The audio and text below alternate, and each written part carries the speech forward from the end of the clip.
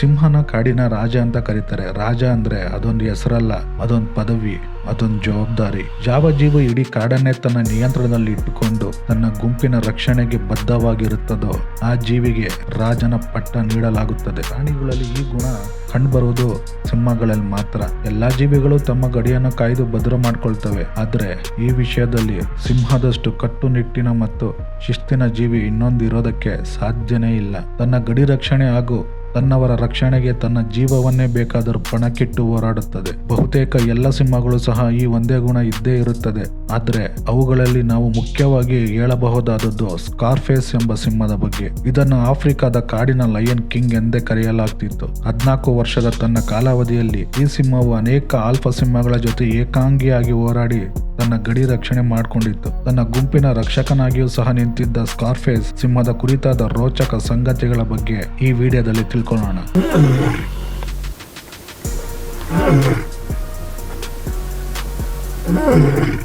ಆಫ್ರಿಕಾದ ಕಾಡಿನಲ್ಲಿ ನಾವು ಹೆಚ್ಚು ಸಿಂಹಗಳನ್ನು ಕಾಣಬಹುದು, ಅಥವಾ ಸಿಂಹಗಳ ತವರು ಮನೆ ಅಂತಾನೆ ಆಫ್ರಿಕಾದ ಕಾಡನ್ನು ನಾವು ಕರೀಬಹುದು. ಈ ಸಿಂಹಗಳು ಆಫ್ರಿಕಾದ ಡ್ರೈ ಫಾರೆಸ್ಟ್ ಅಲ್ಲಿ ಇರುತ್ತವೆ. ಹಾಗೆ ಇವುಗಳಿಗೆ ಹಲವು ಕಡೆ ಲಯನ್ ರಿಸರ್ವ್ಗಳು ಸಹ ಮಾಡಲಾಗಿದೆ. ಅವುಗಳಲ್ಲಿ ಕೀನ್ಯಾದ ಮಸಾಯಿ ಮಾರ ಸಿಂಹಗಳ ರಿಸರ್ವ್ ಸಹ ಒಂದು. ಇಲ್ಲಿದ್ದ ಸಿಂಹಗಳ ಪೈಕಿ ಸ್ಕಾರ್ಫೇಸ್ ಸಿಂಹ ಸಹ ಒಂದು. 2000 ಇಸ್ವಿಯಲ್ಲಿ ಜನಿಸಿದ್ದ ಈ ಸಿಂಹ ಹುಟ್ಟಿನಲ್ಲೇ ಸಾಹಸಿಯಾಗಿತ್ತು. ಈ ಕೀನ್ಯಾ ಕಾಡು ಹೆಚ್ಚಿನ ಪ್ರಾಣಿ ಸಂಕುಲಗಳಿಗೆ ವಾಸಸ್ಥಾನವಾಗಿದೆ. ಬರೀ ಸಿಂಹಗಳು ಒಂದೇ ಅಲ್ರಿ, ಜಿಂಕೆ, ಕಡವೆ, ಜಿರಾಫೆ, ಕಾಡ್ಕೋಣ, ಹೈನಾ, ನೀರಾನೆಗಳು, ಕತ್ತೆಕಿರ್ಬ ಹೀಗೆ ಹಲವು ಪ್ರಾಣಿಗಳಿಗೆ ಓಪನ್ ಫಾರೆಸ್ಟ್. ಇಲ್ಲಿ ಬರುವ ಟೂರಿಸ್ಟ್ ಗಳಿಗೆ ನೋಡಿದ ಕಡೆ ಎಲ್ಲ ಕಾಡು ಪ್ರಾಣಿಗಳು ದರ್ಶನ ನೀಡ್ತಾ ಇರ್ತವೆ. ಅದರಲ್ಲೂ ಮುಖ್ಯವಾಗಿ ಸಿಂಹಗಳನ್ನು ಇಷ್ಟಪಡೋರಿಗೆ ಕೀನ್ಯಾದ ರಿಸರ್ವ್ ನಲ್ಲಿರುವ ಸಿಂಹಗಳು ಕಂಡು ಬರುತ್ತವೆ. ಅದರಲ್ಲಿ ಸ್ಕಾರ್ಫೇಸ್ ಸಿಂಹ ಗಂಭೀರ ಸ್ವಭಾವದ ಸಿಂಹ.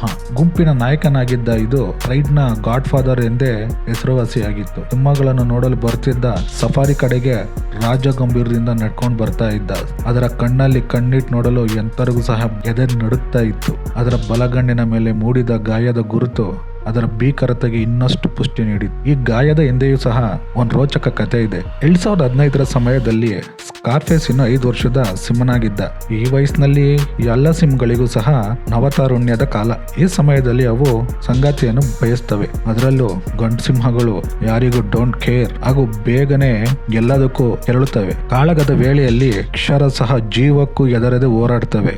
ಸಿಂಹಗಳು ಗುಂಪಾಗಿ ವಾಸ ಮಾಡ್ತವೆ. ಒಂದು ಗುಂಪಿನಲ್ಲಿ 15ರಿಂದ 20 ಸಿಂಹಗಳು ಇರುತ್ತವೆ. ಇದೇ ತರ ಅನೇಕ ಗುಂಪುಗಳು ಇರುತ್ತೆ. ಈ ಗುಂಪುಗಳ ನಡುವೆ ಆಗಾಗ ಗಡಿ ವಿಚಾರದಲ್ಲಿ ಘರ್ಷಣೆಗಳು ಸಹ ಆಗ್ತಾ ಇರುತ್ತವೆ. ಬಲಿಷ್ಠ ಹಾಗೂ ದುರ್ಬಲ ಗುಂಪುಗಳು ಇರುತ್ತವೆ. ಬಲಿಷ್ಠ ಗುಂಪು ದುರ್ಬಲ ಗುಂಪುಗಳ ಮೇಲೆ ದಾಳಿ ನಡೆಸಿ ತಮ್ಮ ಆಧಿಪತ್ಯ ಸಾಧಿಸ್ತವೆ. ಯಾವುದೇ ಸಿಂಹ ಆ ರೀತಿ ಒಳಗೆ ಬಲವಂತಾಗಿ ಬಂದ್ರೆ ಗುಂಪಿನ ನಾಯಕ ಆ ಸಿಂಹದ ಮೇಲೆ ತಿರುಗಿ ಬೀಳ್ತಾನೆ. ಮಸಾಯಿ ಮಾರ್ದಲ್ಲಿ ಇಂತಹ ಅನೇಕ ಸಿಂಹಗಳ ರೈಡ್ಗಳನ್ನು ಇವತ್ತಿಗೂ ಸಹ ಅಲ್ಲಿ ನಾವು ಕಾಣಬಹುದು. ಸ್ಕಾರ್ಫೇಸ್ ಸಹ ಇದೇ ತರಹದ ಒಂದು ಗುಂಪಿನ ನಾಯಕನಾಗಿದ್ದ. ಗುಂಪಿನಲ್ಲಿ ಯಾವ ಸಿಂಹವು ತನ್ನ ನಾಯಕತ್ವದಿಂದ ಗುರುತಿಸಿಕೊಂಡು ಇರುತ್ತದೋ ಹಾಗೂ ಗುಂಪಿನ ರಕ್ಷಣೆಯನ್ನು ಮಾಡುತ್ತದೋ ಅದನ್ನೇ ಗುಂಪಿನ ನಾಯಕನಾಗಿ ತನ್ನ ಗುಂಪಿನ ಬೇರೆ ಬೇರೆ ಸಿಂಹಗಳು ಒಪ್ಕೊಳ್ತವೆ. ಹಾಗೆ ನಾಯಕನಾಗಿದ್ದ ಸಿಂಹ ಗುಂಪಿನ ಎಲ್ಲಾ ಜವಾಬ್ದಾರಿಗಳನ್ನು ತೆಗೆದುಕೊಳ್ತದೆ. ತನ್ನ ಗುಂಪಿನವರಿಗೆ ಸಮಸ್ಯೆ ಉಂಟಾದ್ರೆ ಅದನ್ನು ಎದುರಿಸಬೇಕಾಗುತ್ತೆ. ಕೆಲವು ಬಾರಿ ಆ ಗುಂಪನ್ನು ಒಡೆಯಲು ಬೇರೆ ಸಿಂಹಗಳು ಪ್ರಯತ್ನವನ್ನು ಪಡ್ತವೆ. ಇಂತಹ ಒಂದು ಪ್ರಯತ್ನದಲ್ಲಿ ಸ್ಕಾರ್ಫ್ ಮೇಲೆ ದಾಳಿಯಾಗುತ್ತೆ. ಆದರೆ ಸ್ಕಾರ್ಫ್ ಧೈರ್ಯದಿಂದ ಹೋರಾಡಿ 5ರಿಂದ 6 ಸಿಂಹಗಳನ್ನು ಎದುರಿಸ್ತಾನೆ. ಆ ಘರ್ಷಣೆಯಲ್ಲಿ ಬೇರೆ ಸಿಂಹಗಳಿಂದ ಅದರ ಬಲಗಣ್ಣಿನ ಮೇಲೆ ಉಗುರಿನ ಗಾಯ ಆಗುತ್ತೆ. ಆಗ ಈ ಸಿಂಹಕ್ಕೆ ಆ ಗಾಯದ ಗುರುತಿನಿಂದ ಸ್ಕಾರ್ಫೇಸ್ ಹೆಸರು ರೂಢಿಗೆ ಬರುತ್ತೆ. ಸ್ಕಾರ್ಫ್ ಅಂದ್ರೆ ಗಾಯದ ಗುರುತು ಎಂದರ್ಥ. ಈ ದಾಳಿಯ ನಂತರ ಸ್ಕಾರ್ಫೇಸ್ ಅಕ್ಷರ ಸಹ ಇನ್ನಷ್ಟು ಬಲಶಾಲಿಯಾದ. ಈ ಒಂದು ಘರ್ಷಣೆಯಿಂದ ಈ ಸಿಂಹದ ಬಗ್ಗೆ ಮಸಾಯಿ ಪ್ರಾಂತ್ಯದಲ್ಲಿ ಸುತ್ತಮುತ್ತ ಎಲ್ಲರಿಗೂ ಗೊತ್ತಾಗುತ್ತೆ. ಸ್ಕಾರ್ಫೇಸ್ ಯಾವುದೇ ಸಮಯದಲ್ಲಿ ತನ್ನ ಜವಾಬ್ದಾರಿಯನ್ನು ಮರೆತಿರ್ಲಿಲ್ಲ ಹಾಗೂ ತಾನಾಗ್ತಾನು ಯಾರ ಮೇಲೂ ದಾಳಿ ಮಾಡ್ತಾ ಇರಲಿಲ್ಲ.